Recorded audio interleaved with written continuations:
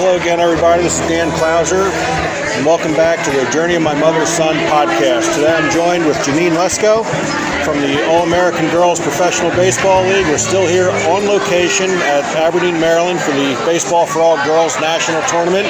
Jeneane, first, thanks for joining me today. You're welcome. So, been able to talk to a lot of you guys who played in the league this week, and I love watching how you guys interact with these young girls, and you're truly present with them. What does it mean to you to be here and see all of these girls playing baseball after what you guys did back in the 40s and 50s? Well, I'll tell you, it's shocking to us because when the movie first came out, we were at the Hall of Fame. All the people there on that day said that very question, do you ever think there's going to be a league like yours again in the United States? And we all said no. Unfortunately, we don't get to live to see it. Right. Unfortunately, a few of us are still alive and we're already seeing it. Right? Yeah. It's going to be big, it's going to go, we're going to be in the Olympics, we're going to have professionals playing one day. I absolutely believe it. Yeah, and I agree with you. And I know your friend Suzipe is working on trying to get something going. I mean, she's actually one of the reasons why I'm up here this week, is because we were initially supposed to get together, and then she couldn't make it up, but she said, make sure you talk to my other girls up there. They can give you some good stories. So, I think that is going to be pretty cool when you guys have a league of your own again. And I wish Sue the best of luck that she's going to be able to put that together. But have you been to every one of the Baseball for All national tournaments? How many of you attended so far? My third one. Your third. I've known Justine for like the last 20 years, but she used to play ball with the women that had teams here in this area specifically.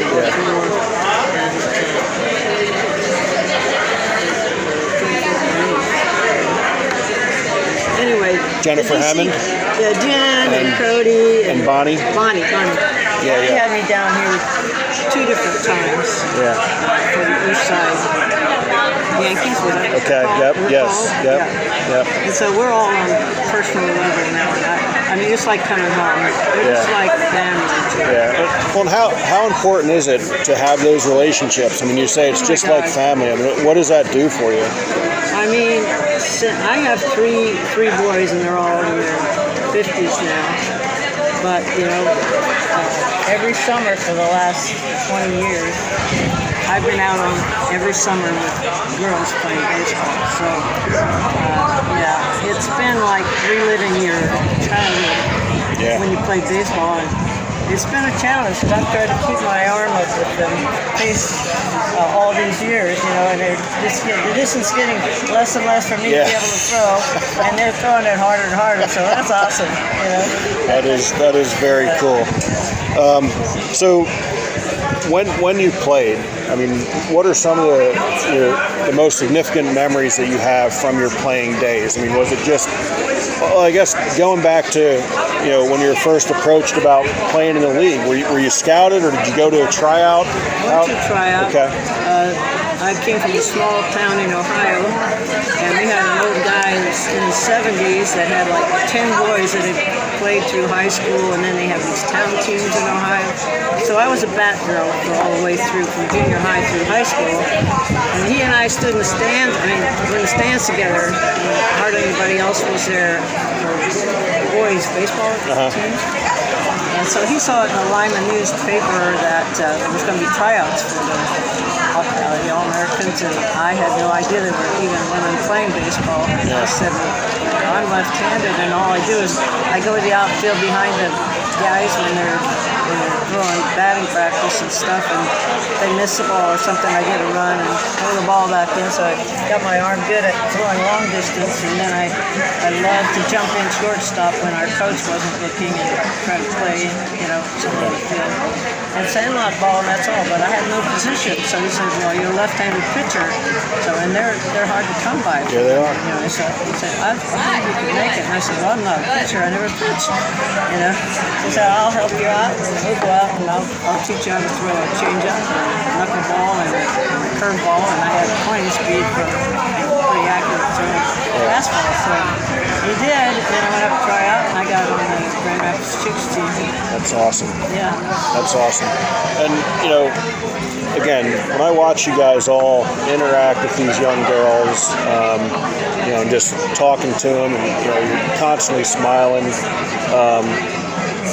why do you think that's so important for them to, be able to interact with you guys and learn your story?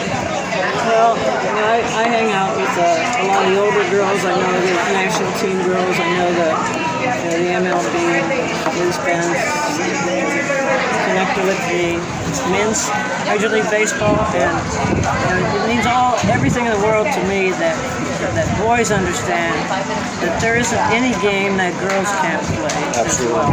And in my town, I was number one. When there was one other girl that could throw a ball like a boy throws, and have some speed behind it. And, we kind of hung out together, but you do feel, even though I didn't feel it at the time, but I've seen girls today getting a lot more feedback of, oh, you can't do that, and I hear it even from these major league kids that have made it, that they had that problem when they were growing up, that they were cast out by society. It just isn't fair, and I wanted to understand that we've been here, it's worth it, it's lots of fun, we throw the ball easier than softball. We've had a real battle with Little League over, they don't have enough players in baseball to separate it from softball. Right. And finally, Justine's got her foot in the door there, so it's great. I never had a problem with the boys that were in our town playing with them. They don't mind playing with the girls who can actually do it. Right. It's the older generation then, and it still seems to be around now. But I'm hearing it from the schools that, these little kids in junior high, they've given the girls hard times. Right. And they feel this way. They did a Zoom thing a couple months ago with the MLB group, and they, all these gals that are playing in that league had that problem. They were like ostracized and thought something was wrong with Right. because we were playing baseball. Right. It's no different than any place else in society. People shouldn't be afraid that the girls are going to be led astray in some way. It's not true. Right. Yeah, and it's funny, like you said, we've certainly made progress, but we still have a long way to go as well. My wife this morning, she got over here before I did, and she sent me a text, and I'm in the stadium, watching the game, drinking some coffee, and then she sent me another text saying there's some boys here for their tournament, and one of them just asked me why, or didn't ask her, but just asked the group, why is there a girl pitching and not a boy? And she said he must not have noticed that it's a whole girls team, again, it's just that, Sometimes you can't tell, but sometimes gals will do that just so they're not pointed out. Yeah. They're playing with the boys and they don't want people looking at them, staring at them, saying, oh, look, it's a girl. Right.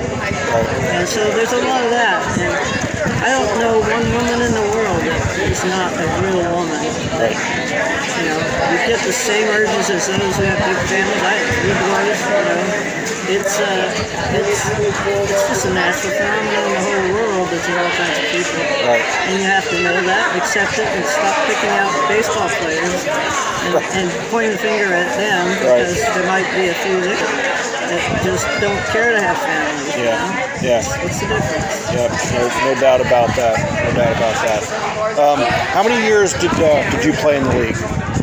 I played in the league 2 years, and then Bill Allington, the coach, has been in the league for 10 of those 12 years. Wanted to take a traveling team. He didn't want to stop playing. And I wish that we'd have been able to make another movie about that, because I've been trying to write that story for a long time. That we went on the road, and it would have been good for the movie for Jimmy Doohan and Tom Hanks to have followed up with the touring team. Been part of that barnstorming team. The barnstorming team. And it was awesome because we didn't have a chaperone, so we'd play these guys in these towns, and some of the wives and girlfriends would come, and mothers, and they would just laugh like crazy when we'd strike out. Right. And afterward, we all get together and go and have a drink or dinner, and it was a lot freer than being in the league where you had the chaperone over you all the time. So there was a Silver Bullets team before the Silver Bullets actually played that was out there barnstorming playing men's teams. I had no idea about that. That is awesome, because I'd actually coached against the Silver Bullets back in 1994, and that's one of the reasons why I've become such an advocate of women playing baseball, because we beat them 4-0, but boy, they played. And I tell everybody, so we had one guy who hit a 3-run homer for us and was 2 for 3, and if he's not in our lineup, it's a different, totally different game. So I have to admit, though, Bill Allington's a pretty smart guy. He was a good coach. He really coached teams of people that got the privilege of playing with him. That's why the Rockford Peaches were so good, because Bill Allington was a coach on it. Well, one of them, I guess, on the other one too. But I did the website, and I did a lot of histories with Mary. Put the website together. My son's a website designer. So I have a lot of the history of what was before with the older players that were better players. Not better players, but they were softball players. Right. So when we started, it was baseball. Yeah. And so he, and I think this is why the Bullets couldn't make it, was he said, let's use the girls' pitcher and catcher against the girls and switch out batteries and play each other defensively. And then, like me, I got to play and throw against the boys. Gotcha. And so we changed batteries that worked perfect. I mean, we won at least 50% of all the games we played. Interesting. And so that was a really good game. It's almost like rec league does mixing them together, but it's different because the girls can't throw the ball as fast as the boys. Yeah. So, I mean, maybe 1 or 2, not the whole team. I saw the Bullets play too. And yeah, they, infield-wise, defensively, they're definitely as good as the boys. Yeah. But pitching and catching, they're pretty good. It's just the speed of the ball. Right. So, is this your first time here at the Ripken Experience in Aberdeen? I've never been here. Yeah. So, how important do you think it is for these girls to play in a facility like this? To really get that experience. Dream come true. Yeah. Especially the fact that they never, and this was true when I went into the league too, I never ever saw girls playing each other like they do here with other girls. Right. It's the experience of a lifetime, And when I went, I said, I didn't know anybody else in the world really like I could play. Right. Because I had nobody play pitch and catch wins in my whole town. Right. Except boys. So I just went out and played boys. And I was pretty definitely spoiled because my mother had my dad and my mother separated when I was 7. And so she was always off to work, so I was always out running around playing with the boys. I was the bat girl for the town team, the bat girl for the high school team. So I was always out there playing with the boys. And I don't know what people thought of me, but I was pretty popular in town. They liked me.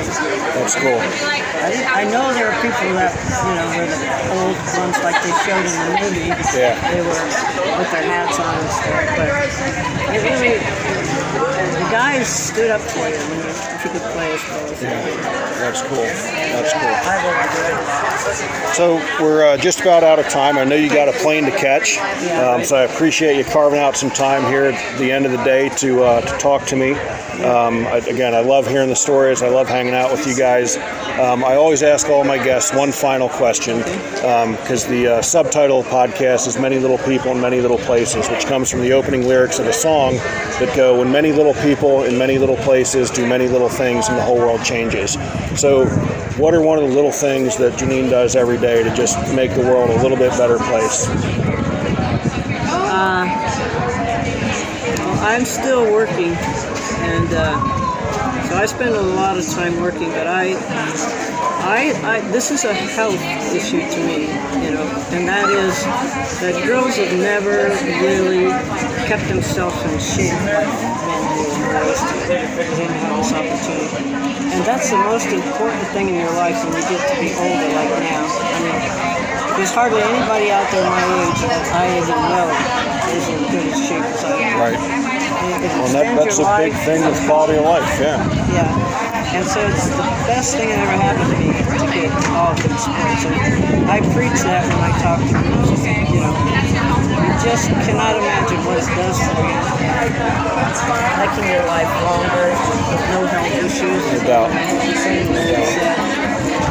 think it's very, very important that girls you have to keep in shape.